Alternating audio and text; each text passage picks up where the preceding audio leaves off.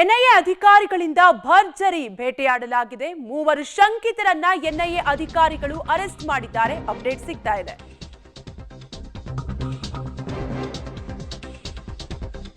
ಉಗ್ರರಿಗೆ ನೆರವು ನೀಡಿದ ಗಂಭೀರ ಆರೋಪಕ್ಕೆ ಸಂಬಂಧಪಟ್ಟಂತೆ ಎನ್ಐಎ ಅಧಿಕಾರಿಗಳು ಮೂವರನ್ನ ಅರೆಸ್ಟ್ ಮಾಡಿದ್ದಾರೆ.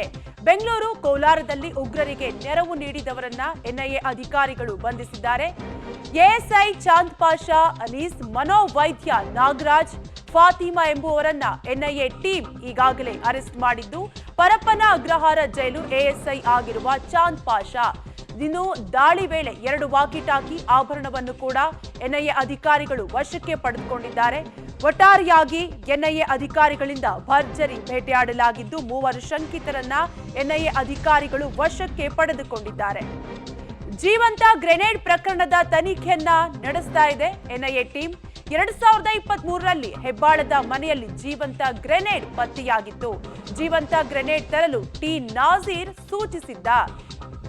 ಜುನೈದ್ ಮೂಲಕ ಟಿ ನಾಜೀರ್ ಜೀವಂತ ಗ್ರೆನೇಡ್ ಅನ್ನು ಕೂಡ ತರಿಸಿಕೊಂಡಿದ್ದ. ಬಳಿಕ ನಾಜೀರ್ನನ್ನ ವಶಕ್ಕೆ ಪಡೆದು ಎನ್ಐಎ ಟೀಮ್ ವಿಚಾರಣೆಯನ್ನ ನಡೆಸಿತ್ತು. ಈಗಾಗಲೇ ಬೆಂಗಳೂರು ಬ್ಲಾಸ್ಟ್ ಕೇಸಲ್ಲಿ ಈ ನಾಜೀರ್ ಜೈಲು ವಾಸವನ್ನ ಅನುಭವಿಸ್ತಾ ಇದ್ದಾನೆ, ಕಂಬಿ ಏಣಿಸ್ತಾ ಇದ್ದಾನೆ.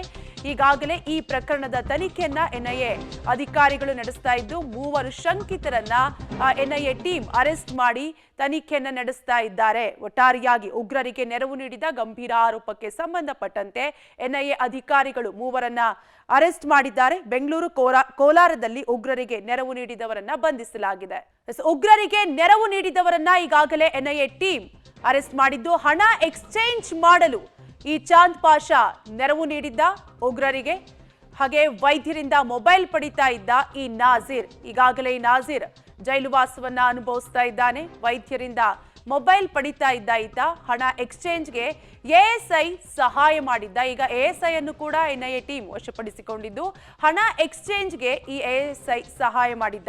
ಗ್ರೆನೇಡ್ ಕೇಸ್ ಆರೋಪಿ ಜುನೈದ್ ಎಸ್ಕೇಪ್ ಆಗಿದ್ದಾನೆ. ಕೆಲವರು ಈಗಾಗಲೇ ಎಸ್ಕೇಪ್ ಆಗಿದ್ದು, ಗ್ರೆನೇಡ್ ಕೇಸ್ ಆರೋಪಿ ಜುನೈದ್ ಎಸ್ಕೇಪ್ ಆಗಿದ್ದು, ಮನೋವೈದ್ಯ ನಾಗರಾಜ್ ಜೊತೆ ಸೇರಿ ನಾಜೀರ್ಗೆ ಚಾಂದ್ ಪಾಷಾ ನೆರವು ನೀಡಿದ್ದ. ಈಗಾಗಲೇ ಚಾಂದ್ ಪಾಷಾ ಸೇರಿ ಮೂವರನ್ನ ಈಗಾಗಲೇ ಎನ್ಐಎ ಟೀಮ್ ವಶಕ್ಕೆ ಪಡೆದುಕೊಂಡು ವಿಚಾರಣೆಯನ್ನ ನಡೆಸ್ತಾ ಇದ್ದಾರೆ.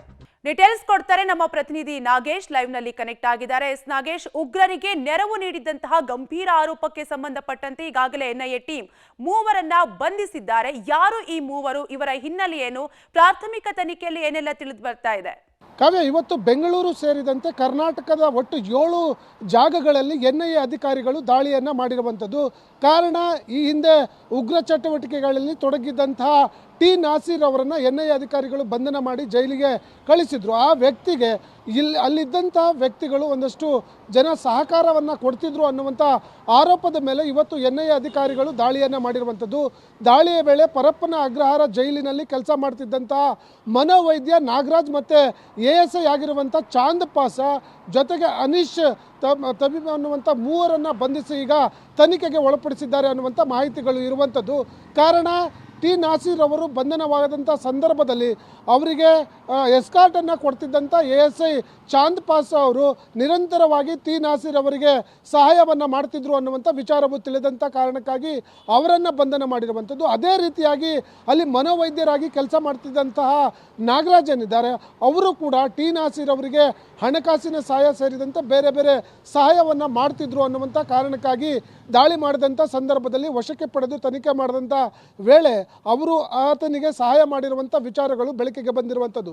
ಹಾಗಾಗಿ ಮನೋವೈದ್ಯ ನಾಗರಾಜ್ ಅವರನ್ನು ಕೂಡ ಎನ್ಐಎ ಅಧಿಕಾರಿಗಳು ಬಂಧನವನ್ನು ಮಾಡಿ ಅವರಲ್ಲಿದ್ದಂಥ ಮೊಬೈಲ್ ಸೇರಿದಂತೆ 2 ವಾಕಿಟಾಕಿ ಮತ್ತು ಒಂದಷ್ಟು ಸ್ಫೋಟಕವಾದ ವಸ್ತುಗಳನ್ನು ಕೂಡ ವಶಕ್ಕೆ ಪಡೆದುಕೊಂಡು ತನಿಖೆಯನ್ನು ಮಾಡ್ತಿದ್ದಾರೆ ಅನ್ನುವಂಥ ವಿಚಾರಗಳು ಈಗ ಸದ್ಯಕ್ಕೆ ಗೊತ್ತಾಗ್ತಿರುವಂಥದ್ದು. ಹಾಗಾಗಿ 2008ರ ಸರಣಿ ಬಾಂಬ್ ಸ್ಫೋಟದ ರೂವಾರಿಯಾಗಿರುವಂತಹ ಏನು ಟಿ ನಾಸೀರ್ ಏನಿದ್ದಾನೆ, ಅವರಿಗೆ ಪರಪ್ಪನ ಅಗ್ರಹಾರ ಜೈಲಿನಲ್ಲಿ ಇವರೆಲ್ಲರೂ ಕೂಡ ಮೂವರು ಅಂದರೆ ಎಎಸ್ಐ ಚಾಂದ್ ಪಾಷಾ, ಮನೋವೈದ್ಯ ನಾಗರಾಜ್ ಸೇರಿದಂತೆ 3 ಜನ ಆರೋಪಿಗಳು ಸಹಕಾರವನ್ನು ಕೊಡ್ತಿದ್ರು. ಅವರಿಗೆ ಏನು ಬೇಕೋ ಹಣಕಾಸಿನ ಸಹಾಯ, ಮೊಬೈಲ್ ಸೇರಿದಂತೆ ವಿವಿಧ ರೀತಿಯ ವಸ್ತುಗಳನ್ನು ಅವರಿಗೆ ಕೊಡ್ತಾ ಇದ್ರು ಅನ್ನುವಂಥ ಮಾಹಿತಿ ಆಧಾರದ ಮೇಲೆ ಇವತ್ತು ಎನ್ಐಎ ಅಧಿಕಾರಿಗಳು ದಾಳಿಯನ್ನು ಮಾಡಿ ಆ ದಾಳಿಯ ವೇಳೆ ಅವರ ಬಳಿ ಇದ್ದಂಥ ವಸ್ತುಗಳನ್ನು ಸೀಜ್ ಮಾಡಿ ತನಿಖೆಗೆ ಒಳಪಡಿಸಿದ್ದಾರೆ ಅನ್ನುವಂಥ ಮಾಹಿತಿಗಳು ಈಗ ಸದ್ಯಕ್ಕೆ ಗೊತ್ತಾಗಿದ್ದು. ಇನ್ನು ಈ ಪ್ರಕರಣದಲ್ಲಿ ಜುನೈದ್ ಎನ್ನುವಂಥ ಒಬ್ಬ ಶಂಕಿತ ಉಗ್ರ ನಾಪತ್ತೆಯಾಗಿದ್ದು ಆತನಿಗೂ ಕೂಡ ಹುಡುಕಾಟವನ್ನು ಮುಂದುವರಿಸಿದ್ದಾರೆ. ಮಾಡಿದ್ದಾರೆ NIA ಅಧಿಕಾರಿಗಳು ಅನ್ನುವಂಥ